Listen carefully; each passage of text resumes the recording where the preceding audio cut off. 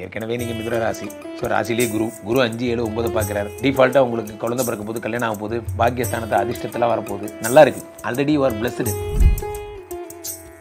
தனித்து செயல்படணுங்கிற எண்ணம் வரும். நீ என்னடா எனக்கு போனஸ் போடுறது, அடுத்த வருஷம் நான் உனக்கு போனஸ் போடுறேன். ஆர்த்தரப்பிரனராக போகிறீங்க. அதாவது என்ன சொல்கிறது, ஒரு முதலாளியாக போகிறீங்க. உயர்கல்வி, உயர் பதவி, மதிப்பு, மரியாதை, ப்ரமோஷன். அதான் ஃபஸ்ட்லேருந்து இன்டெரக்டாக சொன்னேன். ஆர்த்தரப்பிரனராக போகிறீங்க. இதுக்கு அர்த்தம் என்னென்னா வேலை போக போகுதுன்னு அர்த்தம்.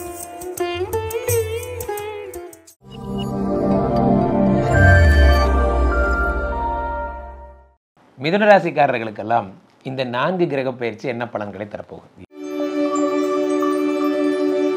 ஏற்கனவே நீங்கள் மிதுன ராசி.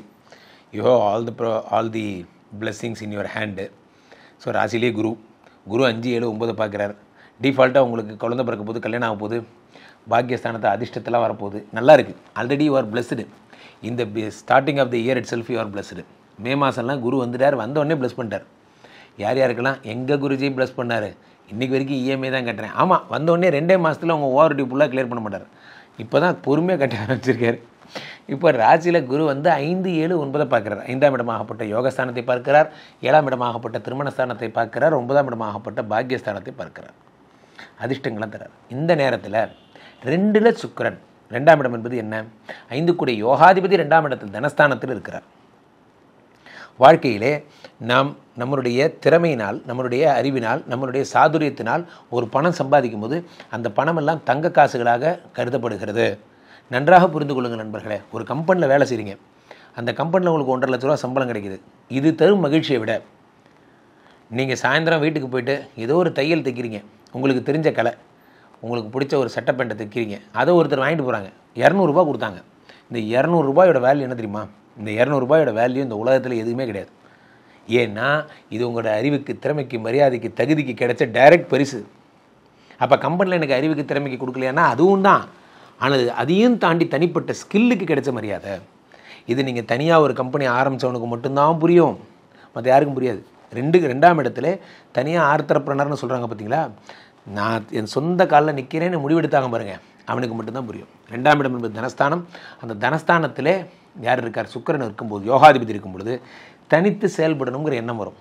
நீ என்னடா எனக்கு போனஸ் போடுறது, அடுத்த வருஷம் நான் உனக்கு போனஸ் போடுறேன் அப்படிங்கிற மாதிரி. உனக்கு டைம் இருந்தால் என் கம்பெனியில் வந்து நீ ஜாயின் பண்ணு.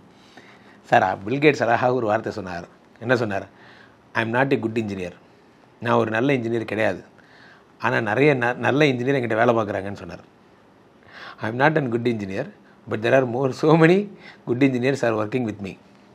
அதுக்கு என்ன அர்த்தம்னா, நான் வந்து வேலை பார்க்கணும்னு அவசியம் இல்லை, எங்கிட்ட நிறைய பேர் வேலை பார்க்குறாங்கன்னு அர்த்தம். ஆர்த்தரப்பிரனராக போகிறீங்க. அதாவது என்ன சொல்கிறது, ஒரு முதலாளியாக போகிறீங்க. 2ஆம் இடம் தனஸ்தானத்தில் யோகாதிபதி வரும்பொழுது கார் ஓட்டும் தொழில் செய்பவர்கள், கார் ஓட்டுறவங்க, ட்ராவல்ஸ் வச்சுருக்கிறாங்க.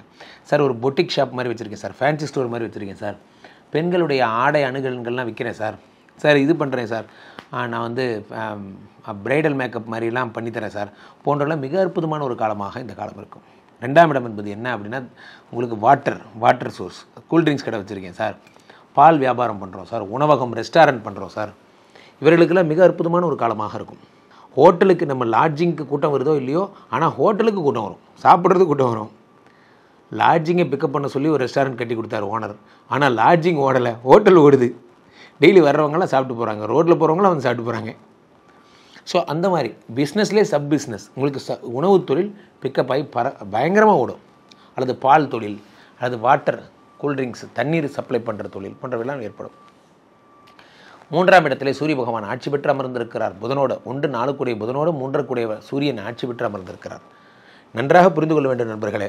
இந்த சூரியன் என்பது 3 கூடியவன் ஆட்சி பெறும் பொழுது என்ன ஏற்படுகிறது என்றால், வாழ்க்கையிலே எனக்கு என்ன வேணால் நடக்கட்டும் சார், ஓ மை காட், நீ என்னை டைரெக்டாக ப்ளஸ் எல்லாம் பண்ண வேணாம், நீ கோரையை பிச்சுட்டு பணம்லாம் தர வேண்டாம், நீ எனக்கு எதுவும் தர வேண்டாம், என் முயற்சிகளில் என்னை ஜெயிக்க விடு, நான் எந்த முயற்சி செய்தாலும் அதை என்னை ஜெயிக்க விடு என்ற ஒரு வரத்தை கிடைத்து விட்டாலே போதும். உலகத்தில் என்ன வேணால் செய்யலாம்.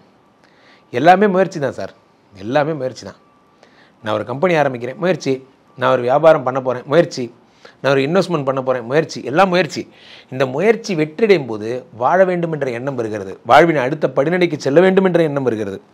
அதை தந்தாலே போதும், வாழ்க்கையினுடைய ஆக்சிஜன் கிடச்சிரும். ஓகே, தொடர்ந்து நான் தொட்ட இடமெல்லாம் எல்லாமே ஃபெயிலியர் ஆகிட்டே இருக்கும்போது தான் ஒரு டிஃபமேஷன் என்பது ஏற்படுகிறது. டிஃபமேஷன்னா ஒரு தொய்வு நிலை என்பது ஏற்படுகிறது.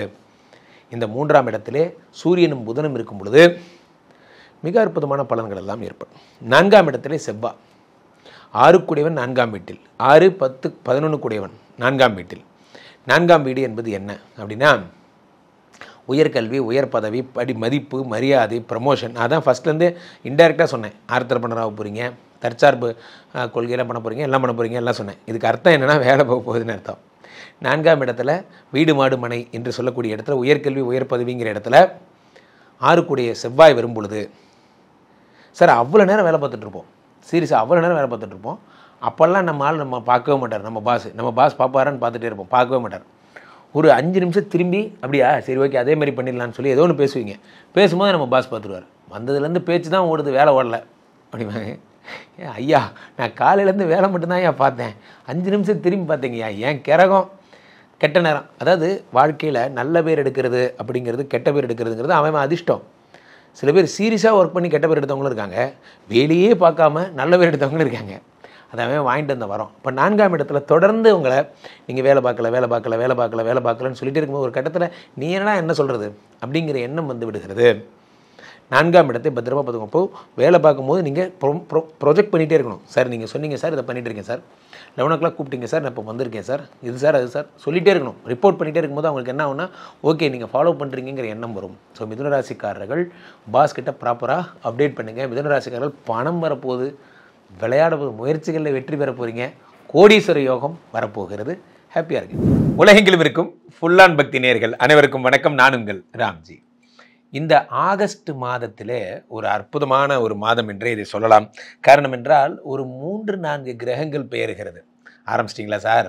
தெரியும் சார், 2025 ஓப்பனிங்கிலிருந்தே இதே மாதிரி தான் 3-4 கிரகம் பெறுவது, 5-6 கிரகம் பெயருது.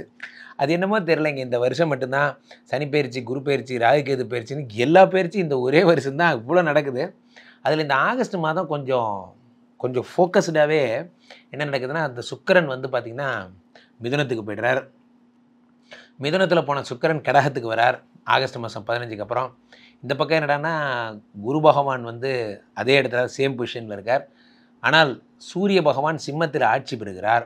ஆட்சி பெற்ற சூரியனோடு புத பகவான் சேர்ந்து புதாதித்ய யோகம் பெறுகிறார். சிம்மத்தில் ஏற்கனவே இருந்த செவ்வாய் பகவான் இப்போ கன்னிக்கு போயிடுறார். கன்னிக்கு போயிட்டு இப்படி எல்லா கிரகங்களும், சார் இதை பற்றிலாம் எங்களுக்கு என்ன சார் தெரியும், எங்களுக்கு என்ன ஆகும்னு சொல்லுங்கள் சார், அதுதான் நம்ம சொல்ல போகிறோம். அவ்வகையில் இத்தனை கிரக பயிற்சிகள் சேர்ந்து ஏதேனும் ஒரு ஆக்டிவிட்டி நடந்து ஆகணும் இல்லையா? ஸோ அது எந்தெந்த ராசிக்காரர்களுக்கு குழந்தை பிறக்கிறதுக்கான யோகம், எந்தெந்த ராசிக்காரர்களுக்கு வெளிநாட்டு யோகம், எந்தெந்த ராசிக்காரர்களுக்கு வாழ்க்கையை தலைகீழாக மாறக்கூடிய அற்புதமான அதிர்ஷ்டங்கள் வருகின்ற குபேர யோகம்லாம் வரப்போகுது அப்படிங்கிறத நம்ம ராசி ரீதியாகவே பார்த்து விடலாம்.